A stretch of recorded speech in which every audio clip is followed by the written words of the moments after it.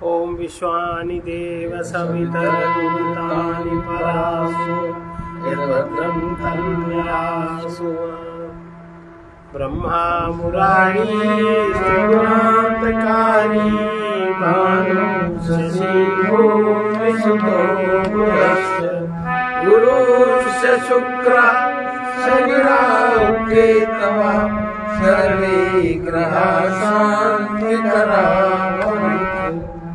यं ब्रह्मा वरुणेन्द्ररुद्रस्तुमन्ति वेदैः साङ्गपदक्रमोपनिषदैः गायन्ति यमसाङ्गा ध्यानावस्थिततथगतेन मनसः पश्यन्ति यमयोगिनो यस्यान्तं न विदुरासुरगणा देवाय तस्मै नमः।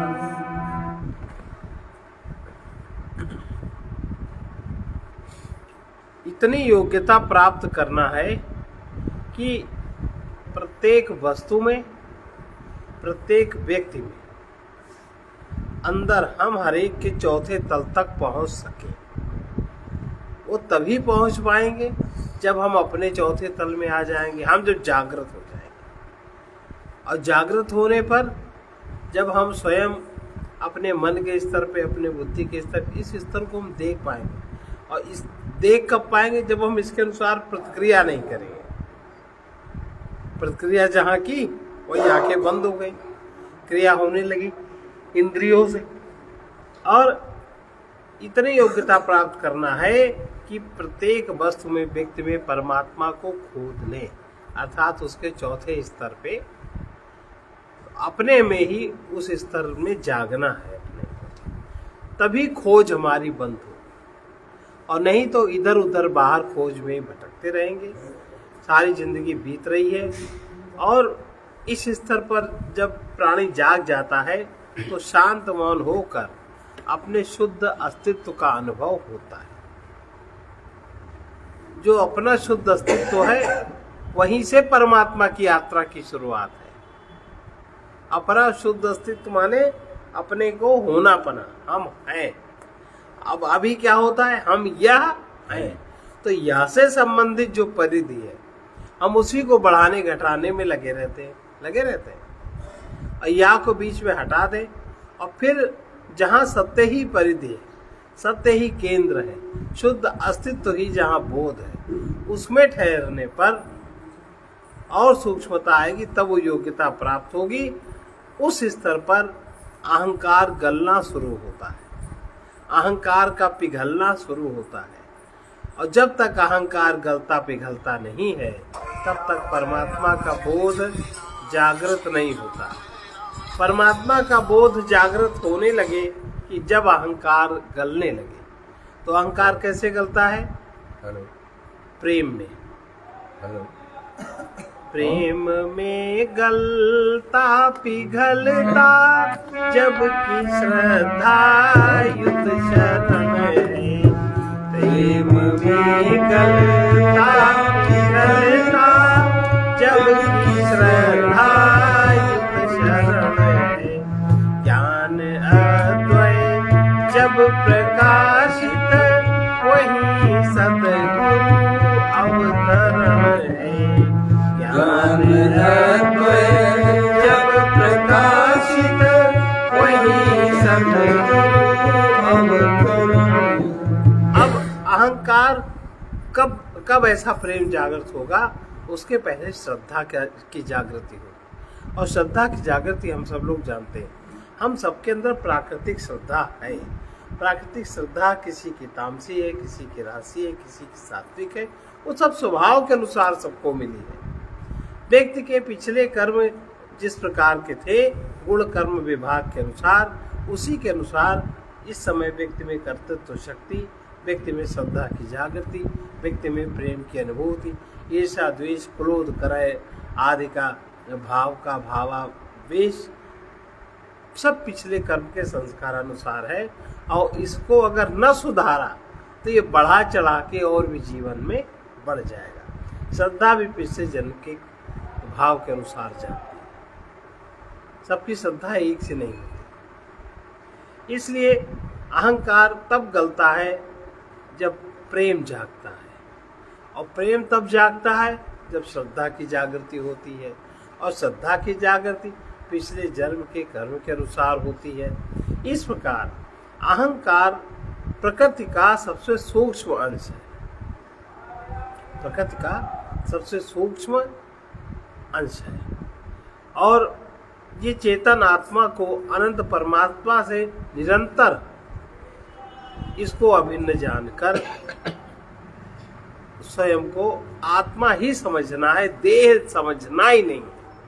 देह को तो देखना है, पर स्वयं को आत्मा ही समझना है, इस अहंकार की परिधि के अंदर या इस अहंकार की परिधि के बाहर। ये समझना है कि ये प्रकृति का सूक्ष्म अंश है, ये प्रकृति का है, ये जड़। तो इससे हट करके अपने को चेतन आत्मा ही निरंतर स्मरण रहे। हम शरीर में तो रहें, शरीर के नियम भी चले, मन के नियम भी चले, लेकिन अपने होने पने का, अपना अस्तित्व का बोध हमें उसी में रहना चाहिए, क्योंकि परमात्मा और जीवात्मा निरंतर मिला हुआ है। ऐसा अनुभव करना ये महायज्ञ, ये अनुभूति जिस दिन जागृत हो जाएगी उस दिन हम महायज्ञ के पुण्यभागी बन जाएंगे। महाज्ञान यज्ञ है, इससे बड़ा कोई भी यज्ञ नहीं है। इस प्रकार जो लोक परलोक में सुख समृद्धि चाहते हैं वो लोग तो बाहर के द्रव्य यज्ञ करें, बाहर की वो लोग द्रव्य पूजा करें, लेकिन श्रद्धा पूर्वक जब हम इस प्रकार ज्ञान यज्ञ पूर्ण करेंगे, इस ज्ञान यज्ञ में किसी सामग्री, किसी समुदाय की आवश्यकता भी नहीं है। इसलिए इस ज्ञान यज्ञ में कोई अपेक्षा नहीं है। तो सबसे पहले जो मैं और तू का भेद है, ये जो दीवार है, ये समझ में आएगी, ये छूटेगा। सर्वत्र आत्मा का चमत्कार किस प्रकार घटित हो रहा है ऐसा निश्चय होगा, और सबसे पहले मन संकल्प रहित हो जाएगा, स्वयं में शांत का अनुभव होगा, ये इसका परिणाम होगा। और जितना ही इस स्तर से हम तन्मय होंगे, जितनी ही तन्मयता प्राप्त होगी, उतनी ही शांति गहन होगी, और उतना ज्यादा आत्मबोध का सद्भाव, सद्विवेक प्रकट होता जाएगा। इसके लिए कुछ करना नहीं, ये सब परिणाम है। अब जो अनेक प्रकार के दुख हैं, अनेक प्रकार की विपदाएं हैं, ये सब ईश्वरीय विधान से आते रहते हैं। इनकी जानकारी होती है, उसको स्वीकार करके इससे अपने शरीर को बचने बचाने का ज्ञान भी जागृत होगा। पदार्थ जगत में सबसे असंगता सुलभ हो जाएगी जीवन रहते रहते, और मुक्ति सुलभ रहेगी। इस असंगता में बहुत शक्ति जागृत होगी, उस शक्ति में शांति का सहयोग होगा। फिर जब कभी अशांति होगी तो अपने ही द्वारा अशांति होती है, और शांति पाने के लिए दूसरों के पास अभी जाते हैं, फिर बाहर कहीं शांति नहीं मिलती। अब जब कभी अशांत होते हैं तब मोहवश प्रिय संबंधियों के पीछे अशांत होते हैं, लोभवश धन के पीछे अशांत होते हैं, अभिमानवश मान हानि के पीछे अशांत होते हैं, आसक्ति के कारण देह संग से अशांत होते हैं। अब संसार में यदि कुछ भी नहीं अपना माना जाए अंदर से, बाहर से तो व्यवस्था तो रहेगी, तो मोह लोभ अभिमान आसक्ति भी नहीं रहेगी। देखो, जहाँ हम कुछ भी अपना नहीं मानते, वहाँ कुछ भी घटना होती रहे, बाहर बाहर भले ही समझा बुझाए, पर भीतर से कोई प्रभाव नहीं होता। इसी प्रकार से जब हम अपने अस्तित्व में जाग जाएंगे, अपने बोध में जाग जाएंगे, तब बाहर बाहर जिनको हम अपना संबंधी सब मानते, वहाँ कुछ भी घटना घटती रहे, इसी प्रकार की संगता प्राप्त होगी जैसे दूसरे के कृत्य से अभी हम असंग रहते, उसका प्रभाव हमारे अंतर स्वरूप पे नहीं पड़ेगा, ना ही कोई परेशानी होगी। इस प्रकार से आत्मा के ज्ञान में निरंतर शांति का बोध जागृत रहता है, सद्विवेक जागृत रहता है। अपना मानने से ही किसी प्रकार का संग दृढ़ हुआ है। भाई स्मृति जिनकी चलती है अपना मानने से ही, तो अपना न माने तो उनकी याद कहाँ आती। बस स्व से जोड़ा नहीं किसी को, अपने आत्मा से किसी को जोड़ दिया, फिर वो अपने आप क्रिया होती रहती है। इसी प्रकार अपने आत्मा से किसी को हटा दिया तो अपने आप निष्क्रिय हो जाएंगे। अपना मानने से ही संग दृढ़ होता है, अपना न मानने से असंग होते ही भय, चिंता, अशांति, दुख से तुरंत ही मुक्ति मिलेगी। इसलिए अपने में वो बोध का स्तर जागृत करने का प्रयास करना चाहिए, जहां से शांति सघन होती है। अब अगर हृदय में ज्ञान जागृत है, किसी ज्ञानी में अगर श्रद्धा जागृत हो रही है, तब तो फिर ये भी समझ में आना चाहिए जो भी हमारे आसपास देह है, शरीर है, सब विनाशी हैं और इनका जो केंद्र है वो अविनाशी है। तो देह से संबंध हो देह के द्वारा और केंद्र से संबंध हो चेतन के द्वारा। उस संबंध को जाने और इस संबंध को माने। इस संबंध को मान तो लेते हैं, पर जहां जानने का लेवल आता है वहां बिल्कुल शून्य बटा शून्य, तो मानने का प्रभाव सारा मन पे दबा है।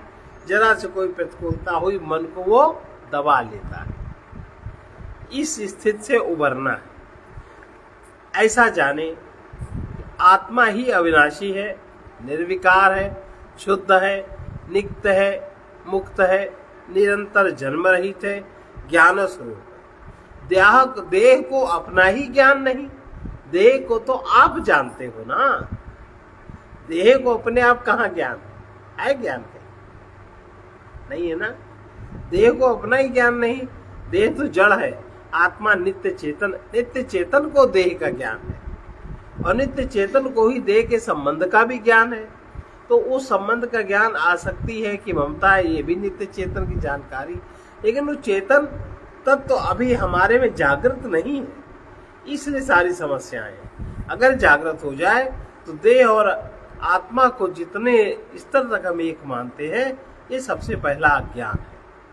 इस अज्ञान के लिए कुछ न करें, लेकिन ज्ञान में अथवा प्रेम में जो विनाशी देह नाम रूप सुख दुख हमने स्व से जोड़ लिया है, स्वीकार कर लिया है, उसे हटा दे।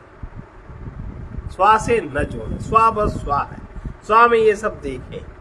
ये जितने भी ये लाइन की पटरी है, मन के इधर तक और पदार्थ के इधर तक पटरी की तरह जो है हमारे अंतर्गत, उसको हम देखें और देखते ये ज्ञान अंधकार हट जाएगा। उसके लिए कुछ नहीं किया जा सकता, प्रकाश के लिए ही करना होता है। प्रकाश प्राप्त करने के लिए प्रयत्न होता है, लेकिन अंधकार हटाने के लिए कोई प्रयत्न नहीं होता, अज्ञान हटाने के लिए कोई प्रयत्न नहीं होता। अहंकार मिटाने के लिए भाग दौड़ श्रम कुछ नहीं करना है, केवल इस अहंकार को एक बार समझ लीजिए ये है क्या। शुद्ध चेतन आत्म तत्व जब बुद्धि के स्तर पर उसका संयोग होता है, उसमें जब प्रकट होता है, तो उसमें जो एक वृत्ति बनती है वो अहंग की वृत्ति बनती है। आगे आकर के जो मन में आकार भरे हैं वासनाओं कामनाओं के, उन आकार में जब वो अहंग जुड़ता है, मैं अपने को मानता, तो वो अहंकार होता है। इतनी सी बात, इसलिए इसको समझना है। अहंकार को छोड़ने के लिए भूमि भवन परिवार दुनिया भर का प्रपंच त्याग करें, साधु सन्यासी बने, तब भी अहंकार, क्योंकि वो है ही नहीं, कुछ नहीं छूटता। जब पता चलेगा तो अहंकार ही त्यागी भी बन जाता है, अहंकार ही साधु भी बन जाता है, अहंकार सन्यासी बन जाता है और वो सन्यास का भोक्ता भी बन जाता है, और तो और बहुतों का गुरु भी बन जाता है, और वो अपने को ही नहीं जानता कि वो क्या है। इस प्रकार परमात्मा से कभी हम भिन्न नहीं हो सकते, किसी की भी चेतना परमात्मा से भिन्न नहीं हो सकती। अब किसी की चेतना में तमोगुण का प्राधान्य है तो ईर्ष्या द्वेष क्रोध कलह में जीवन, किसी में रजोगुण का प्राधान्य हो गया उसके मन में तो उसका क्रियामय जीवन, किसी में सतोगुण का प्राधान्य हो गया उसका ज्ञानमय जीवन। अब केवल इन वृत्तियों से संघर्ष करना है कि हमारे में तमोगुण कैसे हटे, फिर रजोगुण कैसे आवे, फिर सतोगुण कैसे ज्यादा हो। इसके लिए सारा साधन क्रम है। सतोगुण में जो ज्ञान का प्रकाश होता है तो व्यक्ति मुक्त होता है। ऐसा परमात्मा, ऐसे परमात्मा को पाने के लिए न कहीं आना है न कहीं जाना है। केवल ये जान लेना है कि असत संग के प्रभाव के कारण सत की, परमात्मा की विस्मृति हो गई। जो स्मृति से सुलभ हो जाएगा, भगवान कहते हैं ना गीता में, स्मृति मात्र सुलभ पार्था। इसलिए परमात्मा केवल स्मरण मात्र से ही निरंतर सुलभ अथवा प्राप्त अनुभूत होने लगता है। इसलिए सुमिरन को संभालो, स्मरण को संभालो, इसको कहते हैं सुमिरन। सुमिरन कर ले मेरे मना तेरी, बीती उमर हरि नाम बिना। सुमिरन कर मेरे मना तेरी, बीती उमर हरि नाम बिना। सुमिरन कर ले मेरे मना तेरी, बीती उमर हरि नाम बिना। सुमिरन कर ले मेरे मना तेरी, बीती उमर हरि नाम बिना। ये इस तरह का सुमिरन। और कबीर एक बात और कहते हैं, सुमिरन बिन धोखा खाओगे, सुमिरन बिन धोखा खाओगे, सुमिरन बिन धोखा खाओगे, सुमिरन बिन धोखा खाओगे। खाओगे तुम जाओगे, खाओगे तुम जाओगे, सुमिरन बिन धोखा खाओगे। जब के बिन धोखा खाओगे ऐसा नहीं, जब के बिना, क्रिया योग के बिना, प्राणायाम के बिना, मन के बिना, सुमिरन के बिना धोखा हो जाएगा। क्या धोखा हो जाएगा?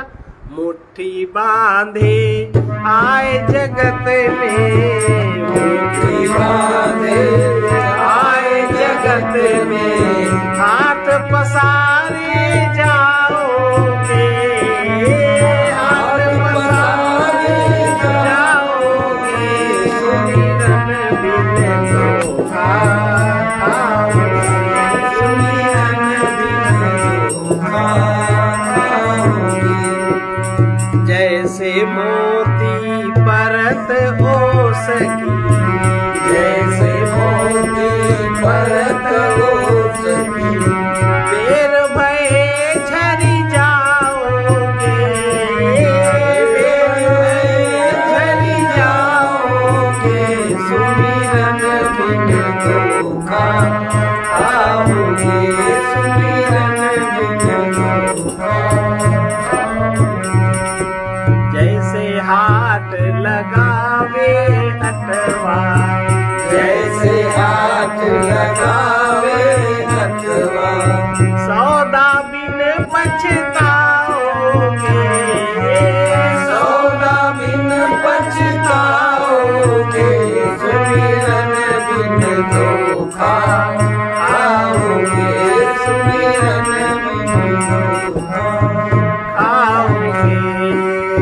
कहें कबीर सुनो सुनो, कहें कबीर सुनो सुनो, सौदा लेकर जाओगे, सौदा लेकर जाओगे, सुमिरन बिन धोखा खाओगे, सुमिरन बिन धोखा।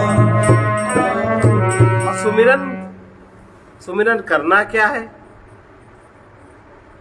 केवल स्मरण से सुलभ है। आपको अपनी याद आ जाए, अपने अपने अपने याद के साथ कुछ और याद ना आए, यही सुमिरन। जैसे हम हैं, हम हैं,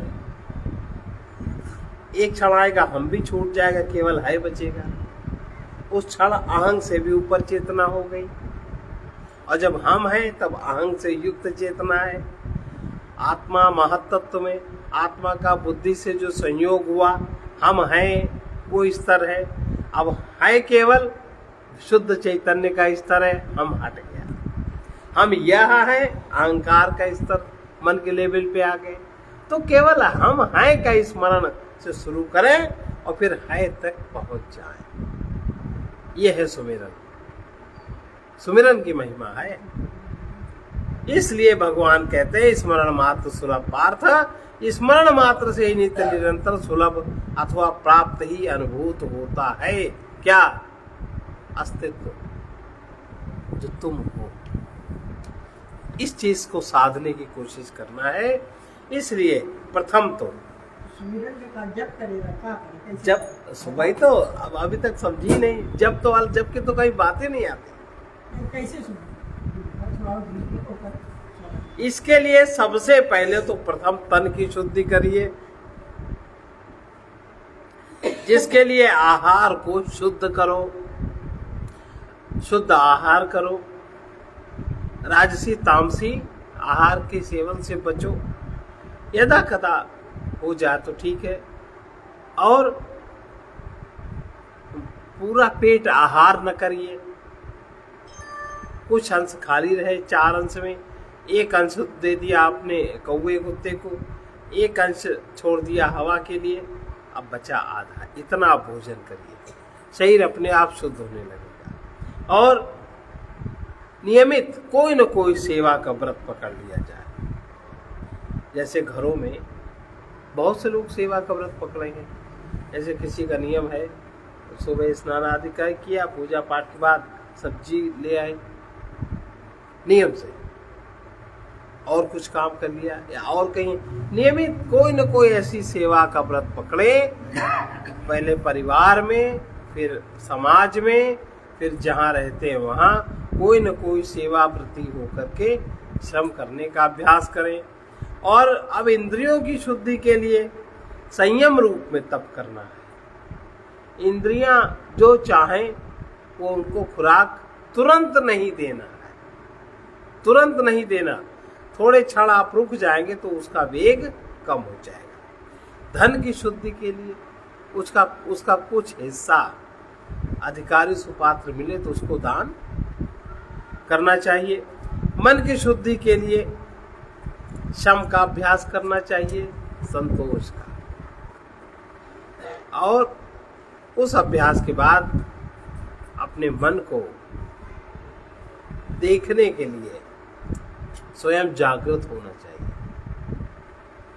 इस प्रकार से बुद्धि की शुद्धि के लिए आत्मा में बुद्धि को स्थिर करें। बुद्धि माने जहां अहंग का स्फुरण है, उस अहंग को, उस बुद्धि को आत्मा में स्थिर करें। और अहंकार की शुद्धि के लिए परमात्मा को अथवा अपने से अहंकार जिसमें है उस चेतना को स्वीकार कर संसार को, वस्तुओं और व्यक्तियों को उसमें न लगावे अहंकार। इस प्रकार से हम आनंद स्वरूप हैं, ये स्मृति जागने लगेगी। इतने जो स्तर बताए, आनंद स्वरूप, आनंद कहीं बाहर नहीं है, हम हैं, हमारे में ही है। ये स्मृति जागने लगेगी।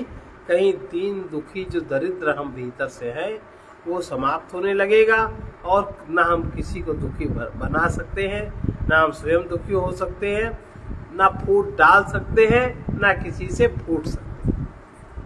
व्यवहार जगत भी बहुत शुद्ध हो जाएगा। अभी किसी ने 4 बातें कह दी, उसके ऊपर दुर्भाव आ जाता है। किसी ने किसी बुराई कर दी, उसके ऊपर दुर्भाव आ गया, उसके ऊपर सद्भाव आ गया। लेकिन तब ये नहीं होगा, करे रहो तुम बुराई भलाई। हमारी खुद आंखें देखने वाली है, उससे देखते हैं। इस प्रकार सत्य से नित्य युक्त हम हो जाएंगे, असत्य से अनित्य के हम दृष्टा हो जाएंगे। और जहाँ उसको देखने लगे तहाँ फिर राग द्वेष का प्रतिकूल प्रभाव हमारे मन पर नहीं पड़ेगा। हमारा मन शुद्ध स्थिति में रहेगा, प्रसन्न रहेगा, आनंदित रहेगा। हमारा व्यवहार शुद्ध होगा, हमारी क्रियाएं शुद्ध होंगी, हमारा भाव शुद्ध होगा, फिर खिचड़ पिचड़ नहीं रहेगी जीवन में, व्यर्थ के कर्म नहीं बनेंगे। इस प्रकार सत असत का विचार करके सत का ग्रहण जो करता है वो विवेक उसमें जागृत होता है। नित्य अनित्य को, जड़ चेतन को, देश चेतन आत्मा को पृथक जब दिखाई पड़ने लगे, इसका नाम विवेक है। किसका? नित्य अनित्य, नित्य अनित्य अलग से दिखने लगे, जड़ चेतन समझ में आने लगे, देह से चेतन आत्मा पृथक समझ में आने लगे, इसी को विवेक कहते हैं। जो पदार्थ को प्रकाशित करे उसे ज्ञान कहते हैं। ये सब पदार्थ है ना, इसको जो प्रकाशित करे उसको ज्ञान कहते हैं। जो स्वयं को जाने, अपने से भिन्न पदार्थों को जान ले, स्वयं को भी जाने, अपने से भिन्न पदार्थों को भी जाने, इसी को ज्ञान कहते हैं। और ये ज्ञान चेतन है, ये ज्ञान जड़ नहीं है, ये ज्ञान अहंकार नहीं है। यही चौथा स्तर है, यही तुरीय अवस्था है। इसलिए इस ज्ञान की जागृति रहना ही तुरीय अवस्था में जागृत रहना है। कोई कहीं इसमें बहुत विशेष श्रम की आवश्यकता नहीं है। जो ना जाने वो जड़ है, जो जाने वो ज्ञान है। अपने निर्विकार चेतन स्वरूप में इस जो अभी हम लोग सुन रहे हैं, इस अपने निर्विकार चेतन स्वरूप में कामी, क्रोधी, ईर्ष्यालु, द्वेषी, निंदक का प्रभाव नहीं पड़ने देना चाहिए। नहीं पड़ता है, लेकिन जहां इनका प्रभाव पड़ा तहां ये स्तर हमारा छुप जाता है, बंद हो जाता है, ये तल बंद हो जाता है। लेकिन उसका प्रभाव पड़ने ही न दे किसी स्तर पर, तो ये तल हमारा निरंतर जागृत बना रहेगा। आई बात समझ में?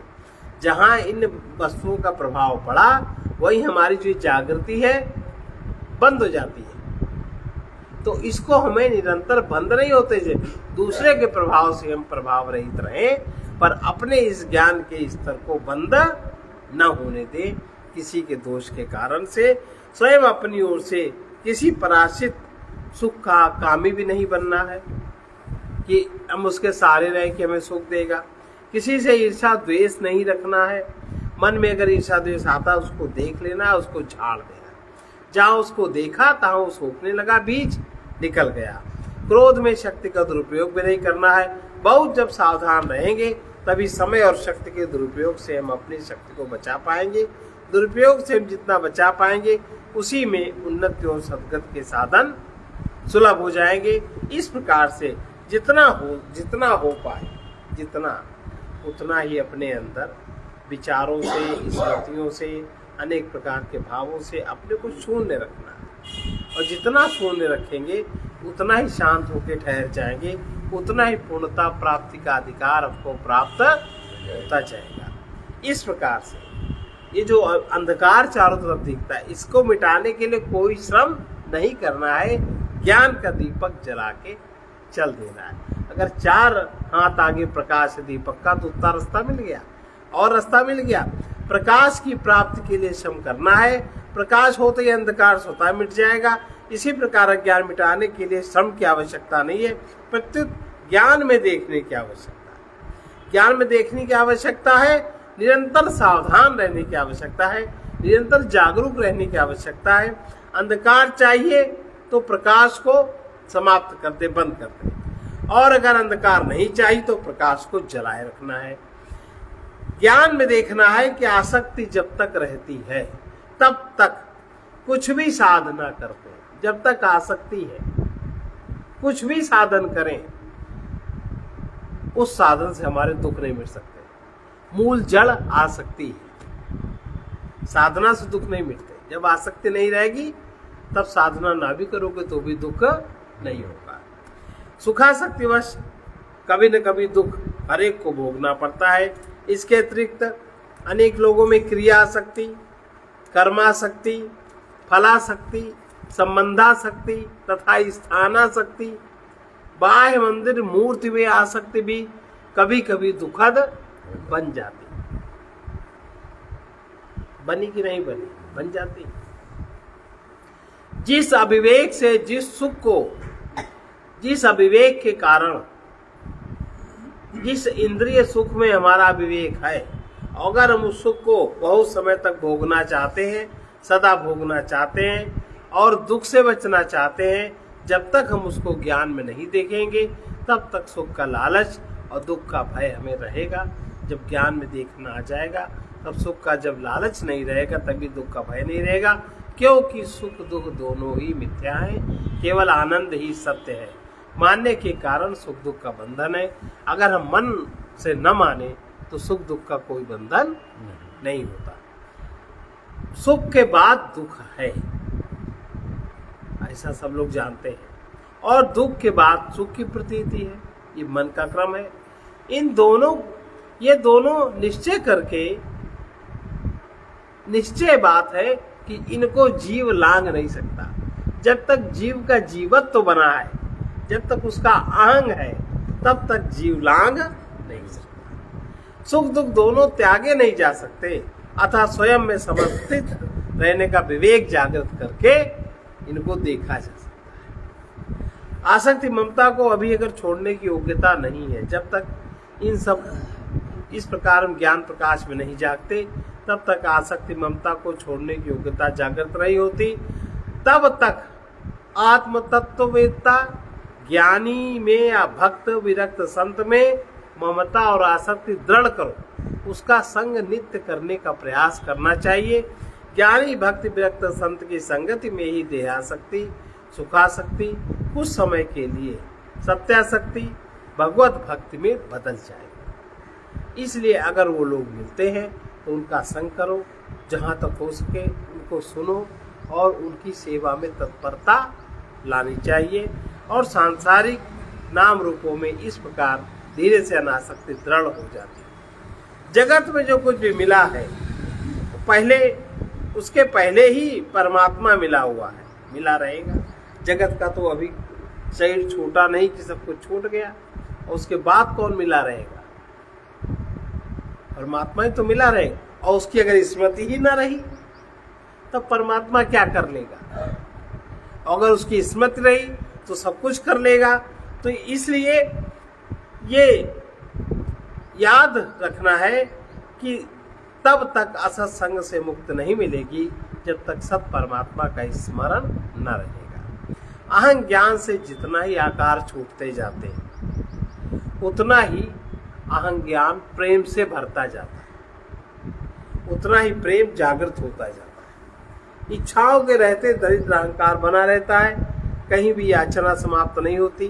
कहीं देवी देवताओं से याचना, कहीं परमात्मा से याचना, कहीं संत महात्मा से याचना, कहीं मंदिरों से याचना। इच्छाओं का अंत तो है ही नहीं।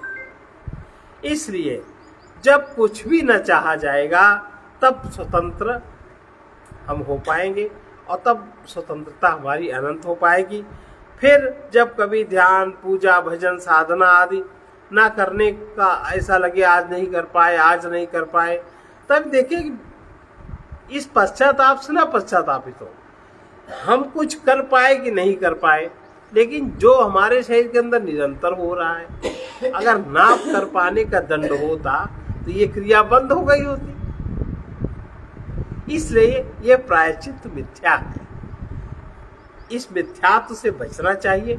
वो तो सत्व आदत डालने के लिए सब क्रियाएं बनाई गई हैं, लेकिन अगर हम आदत को ही छोड़ना चाहते, जब तक हमारी देह को मैं मानने की आदत है तब तक ये सब नियम है। तो अगर कभी ये पश्चाताप हो, ना करने का खेद हो, तो देखना चाहिए कि हमारे किए बिना क्या क्या हो रहा, क्या वो बंद हुआ? नहीं बंद हुआ, इसको झाड़ दो। किसी नहीं हो पाया तो नहीं हो पाया, हो पाया तो हो पाया। नियम कोई मान लो छूट गया तो उसके पीछे समय नहीं बिताना है, पुनः उसी नियम में ठहर जाना है। मन में क्या क्या हो रहा है वो सब अद्भुत कार्य जिस शक्ति से हो रहे हैं, उसी मान में इस कर्ता अहंकार को समर्पित कर देना है। कृतज्ञता पूर्वक ऐसे सब समर्थ प्रभु की स्तुति निरंतर करते रहो। फिर अलग से हमने ये किया नहीं किया ऐसा कोई भाव ही न बनेगा। परमात्मा की चेतना से अधिक और अपने पास कुछ है भी नहीं। परमात्मा की चेतना से अधिक अपने पास और कुछ है भी नहीं। जो कुछ है सो वही, जो वर्तमान में नहीं है उसका स्मरण हटाते रहना है। वर्तमान परमात्मा निरंतर है, इसलिए परमात्मा का स्मरण नहीं रहता। परमात्मा निरंतर है, इसलिए उसका स्मरण, जिसमें अंतर है उसका स्मरण रहता है। परमात्मा का स्मरण तभी रहेगा जब हम जाग जाएंगे। सुप्तावस्था में जिसमें अंतर है उसका स्मरण रहेगा, और जब तक अंतर का स्मरण रहे, उन पदार्थों का जिससे अंतर है, तब तक समझना चाहिए कि हम सोए हुए हैं, निद्रा हमारी तब तक है। इस प्रकार जब एक बार सुन लिया कि इस परमात्मा सबके हृदय में प्रतिष्ठित है, भगवान गीता में भी कहते हैं हृदय से तिष्ठति अर्जुन, फिर अपनी प्रतिष्ठा चाहो तो इससे बड़ी मूर्खता क्या है? या हमें लगता हम आपको प्रतिष्ठा दे रहे हैं, ये भी मूर्खता है। अपनी प्रतिष्ठा चाहे तो मूर्ख है। तुमने यह स्वीकार कर लिया कि संसार में जो कुछ भी है सबका मालिक परमेश्वर है, तब किसी वस्तु व्यक्ति के मालिक जो बन गए थोड़ी देर के लिए, ये परमात्मा से तो बेईमानी ही करी ना। अब उस बेईमानी का दंड या अनाधिकार चेष्टा है, यही मन की मूढ़ता है। इसी में दंड क्या है? इसी में मन अटक जाता है, मूढ़ हो जाते हैं। और मूढ़ता का त्याग कब होगा? जब दंड परमात्मा का समाप्त होगा, तब मूढ़ता का त्याग होगा। ये कितनी बड़ी मूढ़ता है। ये जो कुछ भी दृश्य अदृश्य है सब परम प्रियतम परमात्मा का है, सब में वही है। सभी कुछ परमात्मा का जानकर सबके प्रति स्नेह भाव और कृतज्ञता रखना चाहिए। अप्राप्त वस्तु से निकटस्थ व्यक्तियों की निष्काम सेवा, जो भी वस्तु में प्राप्त है अप्राप्त है, अपने पास कोई अपना अधिकार है, तब तक निकटस्थ व्यक्तियों की निष्कामता पूर्वक सेवा उससे करते रहना है, जोड़ के उसको नहीं रखना। वस्तु का स्वभाव है सर्किल, शक्ति है शरीर में, तुम कुछ काम करोगे तो शक्ति रहेगी और नहीं करोगे तो रहेगी, तो भी चली जाएगी, ना करने पे करने पे भी चली जाएगी, एक समय ऐसा होगा।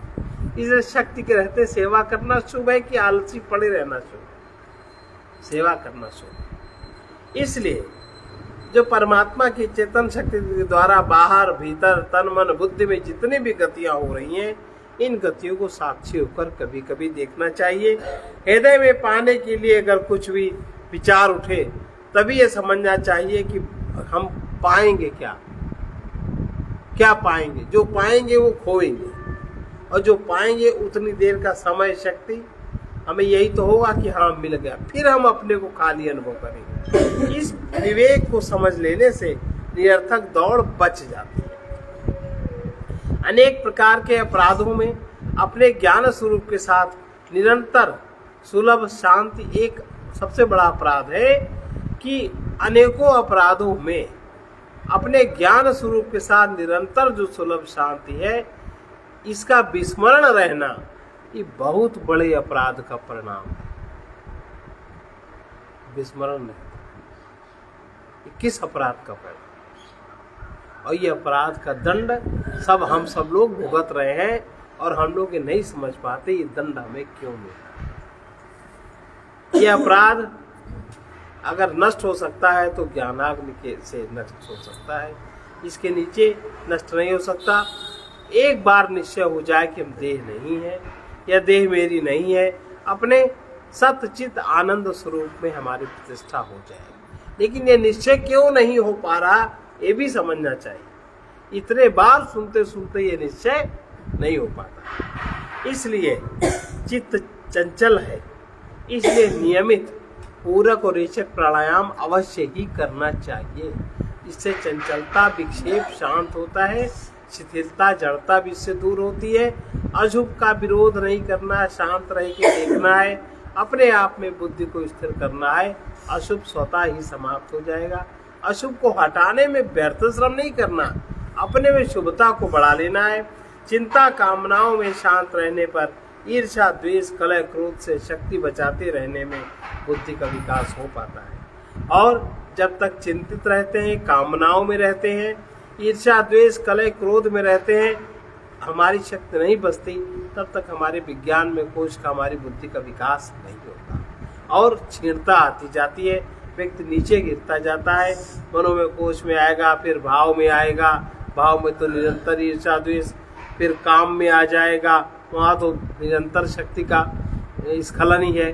सब तो नीचे गिरते गिरते गिरते गिरते बहुत निम्न स्तर आ जाता है।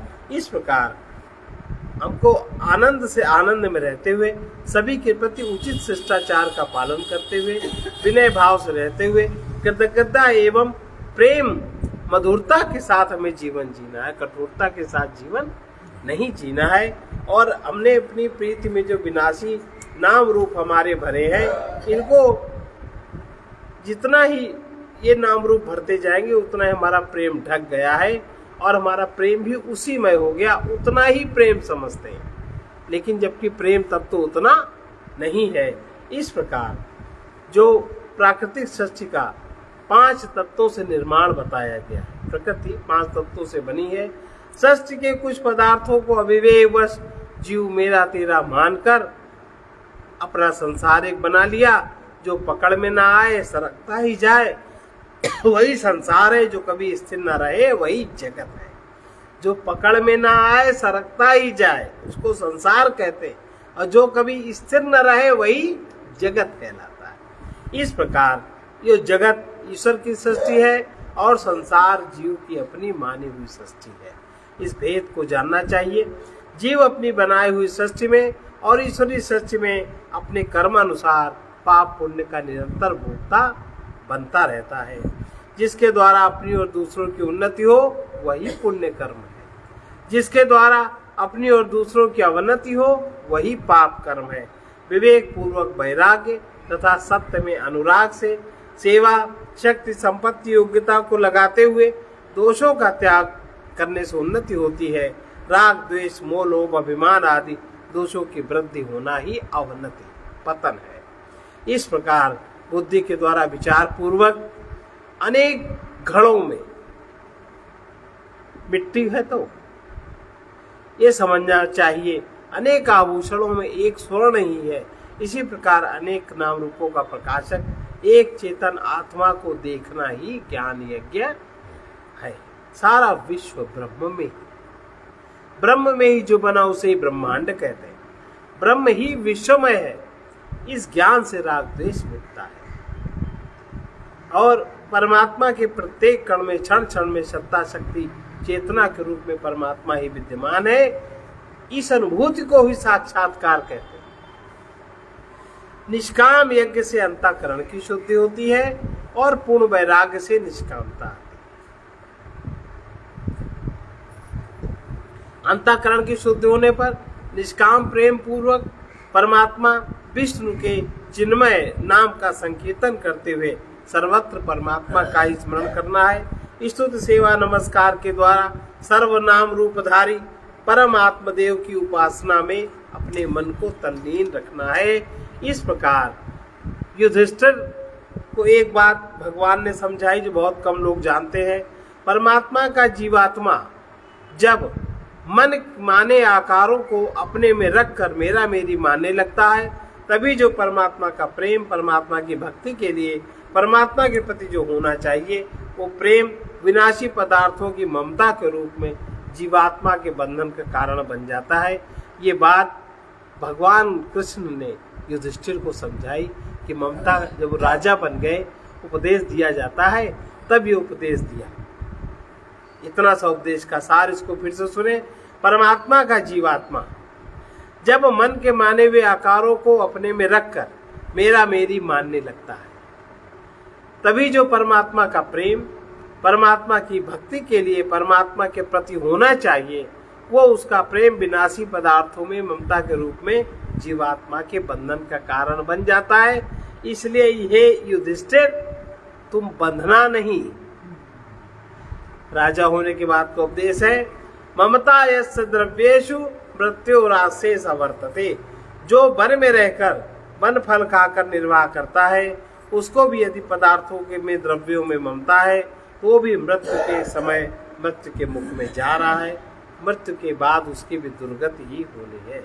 इस प्रकार मैं और मेरा द्वैक्षरंतु भवेन मृत्यु, 2 अक्षर से मैं और मेरा ये स्मरण ही मृत्यु में ले जाता है। और नमम नहीं है मेरा कुछ भी, ये 3 अक्षर का स्मरण सनातन ब्रह्म की अनुभूति में साधना बनता है।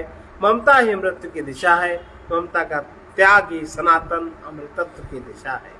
ममता से ही कामनाएं उत्पन्न होती हैं, कामनाओं की पूर्ति में ही सुखासक्ति होती है और सुखासक्ति से ही वस्तु और व्यक्ति में आसक्ति की दृढ़ता होती है। इसलिए विद्वान बुद्धि को मूर्खता एवं मन की मूढ़ता को ज्ञान में जान लेते हैं, वे ही अपने में कामनाओं का त्याग करने में सफल हो पाते हैं। जो विद्वान होकर भी मूर्ख है, अर्थात जिनकी बुद्धि धन मद विद्या मद में बल मद कुल मद से मूर्छित हो रही है, जिनका मोही लोभी कामी मन देह में धन में सुख में अटक रहा है, ऐसे मूढ़ मनुष्य दान पुण्य जप तप यज्ञ अनुष्ठान संकीर्तन अखंड पाठ रुद्राभिषेक ज्ञानोपदेश पढ़ते सुनते हुए करते हुए भी अशांति मुक्ति भक्ति को प्राप्त नहीं होते, क्योंकि ऐसा विद्वान धर्म शास्त्रों को पढ़ सुनकर भी मूर्खता और मूढ़ता को समझ नहीं पाता, उसी शब्दों में अटक जाता है। मूर्ख एवं मूढ़ व्यक्ति विद्वान होकर भी जो कुछ भी शुभ कर्म पुण्य कर्म करता है, उसके द्वारा वो अपने अहंकार को तृप्त और संतुष्ट करता रहता है। यथार्थ रास्ता उस विद्वान को भी नहीं मिलता।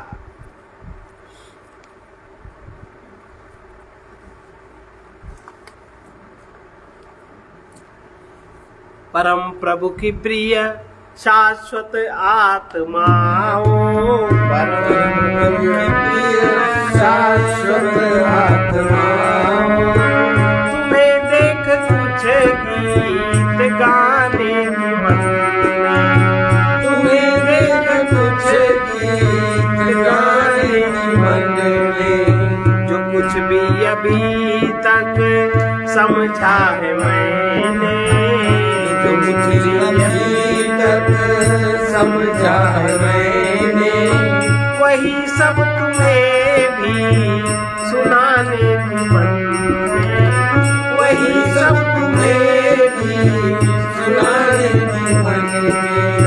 परम तत्वदर्शी जगत को ही प्रभु मैं, परम तत्वदर्शी जगत को ही प्रभु मैं, प्रभु को जगत में सतत देखते हैं, प्रभु को जगत में सतत देखते हैं।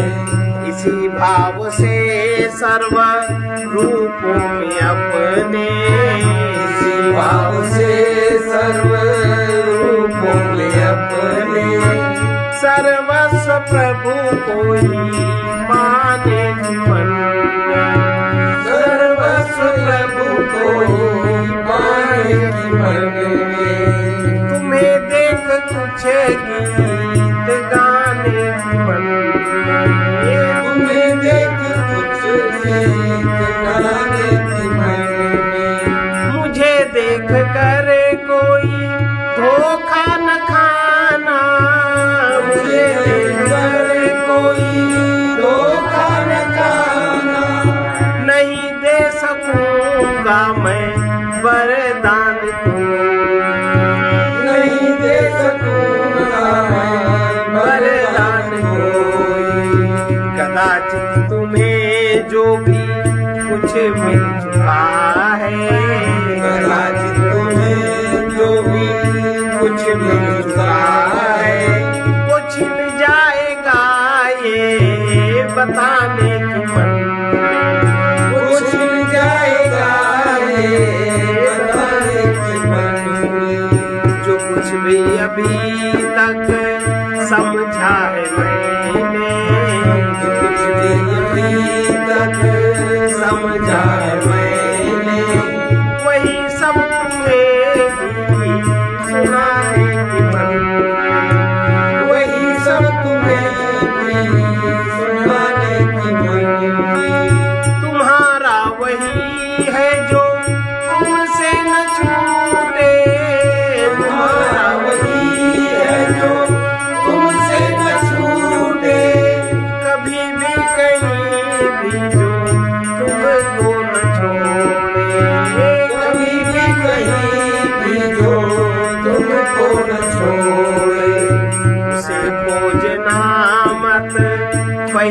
जान लेना, उसे भूलना मत पहचान लेना, न रखना कहीं आने जाने की मन में, न रखना कहीं आने जाने की मन में।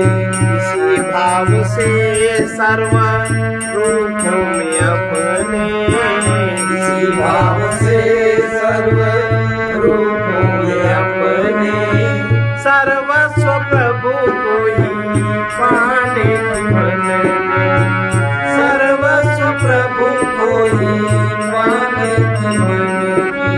बहुत सुन चुके हो हमारी भी सुन लो, बहुत सुन चुके हो हमारी भी सुन लो, जो आएगा जो कभी आएगा जो अभी उसको देखो, कभी आएगा जो अभी उसको देखो। जो कुछ मुझ पथिक को दिखाया गया है, जो पथिक को दिखाया गया है, वही सब तुम्हें भी दिखाने की मन में, वही सब तुम्हें भी दिखाने की मन में। परम प्रभु की प्रिय शाश्वत आत्माओं, परम प्रभु की प्रिय शाश्वत आत्माओं, तुम्हें देख कुछ गीत गाने की मन में, तुम्हें देख कुछ गीत गाने की मन में।